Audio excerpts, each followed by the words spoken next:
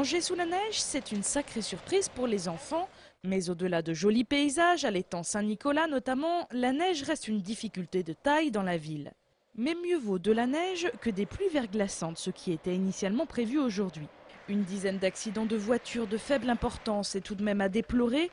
Quant aux routes secondaires qui évitent les grands axes, leur circulation est fortement perturbée. La préfecture appelle donc à la prudence. Il devrait à nouveau neiger cette nuit sur Angers. 3 cm sont ainsi prévus.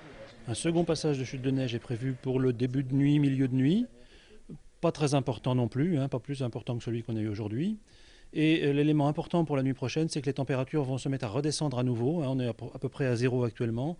Et on va redescendre à des températures de l'ordre de moins 4 ou moins 5, ce qui fait que les routes qui auront un peu dégelé en cours de journée aujourd'hui vont regeler demain matin.